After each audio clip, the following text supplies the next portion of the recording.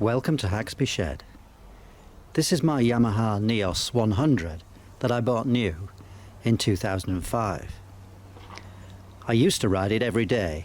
I don't ride it so often now, but it's still extremely useful for getting into town through the traffic, and I really enjoy riding it. Anyway, I've decided to give it a bit of a treat, and I'm going to take off the casing where the kickstart is, and I'm going to sandblast it and paint it. Getting the engine side casing off is very easy. It's just one Jubilee clip and then a set of Allen screws. I've just unscrewed this Jubilee clip, and now I'll just crack open each of these 5mm Allen screws. I've fitted an Allen key to this drill driver, and I'll just work round each of the screws now, taking them right out. It makes very quick work of it. There are a couple of screws that are longer, but I know which they are. All the screws are out now, apart from the one that's hidden here in the middle under the kickstart, so best not forget that one.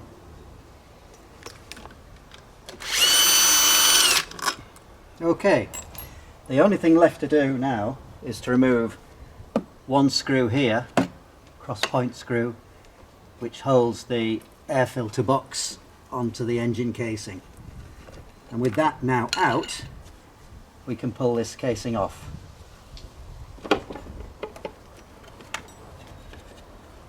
And just to breathe the pipe to come off there. So that's off, and I can protect this. I may have to strip it all down, I don't know yet. I may just be able to protect this face, put it into the sandblasting cabinet and get all of this cleaned up. This is the variator, and for a time I had to mess about getting the right weights in this variator.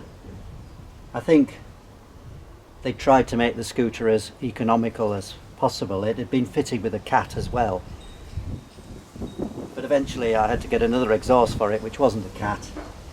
The weights in the variator meant that the thing was always bogging, so I changed the weights to get that right some years ago.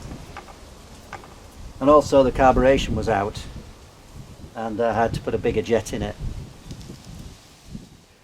I'm preparing for sandblasting now, and I think if I keep it flat on this board it'll be okay. I've just put a rag into this just to protect that. My sandblasting cabinet was about £220 delivered, I think, and it comes as a flat pack kit, and it takes a good day and a bit to put it together. I'd read online people have problems with the grip coming out of the seams, so I silicone sealed all of the seams as I put the thing together. I fitted a different air connection. We use XF connections to get the high flow. I also fitted this plastic strip here because otherwise each time you open the door all of your abrasive would just fall onto the floor from this edge. So this strip keeps it inside when I open the door. Another thing I did was to fit a baffle to the exhaust connection. The abrasive is silicon carbide. I think it cost me about £40 for this bag delivered, and it looks very expensive, doesn't it? But it's much better than using glass or cheap abrasives. From what I understand, they're really designed for use outside as a one-time use. If you pay the money for a good abrasive, you can reuse it several times, and it doesn't just turn to dust, and that helps a lot when you're working in the cabinet and it's difficult to see, even with the light on. I've rigged up the workshop vacuum onto the side of the cabinet.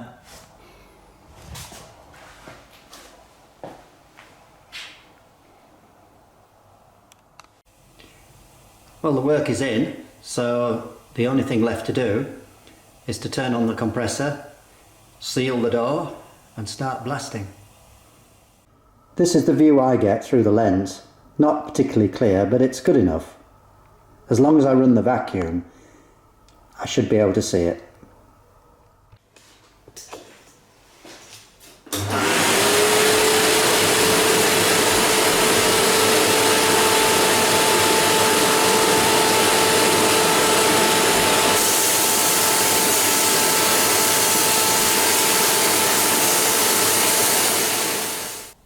after about 10 minutes.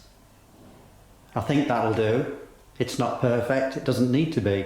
It's just to give a base for the paint and to take the old flaky paint off and to get the oil off it. I didn't need to move it, I just worked round it. So hopefully the underside has got very little grit in there, and maybe just a bit of a white round will do it. So out it comes, have a look, and off to paint.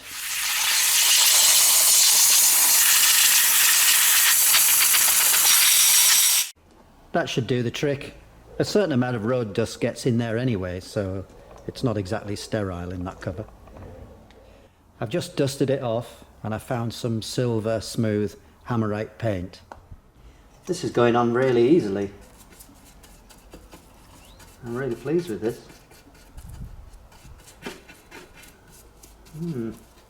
It's going to look smart. I might even do the wheels.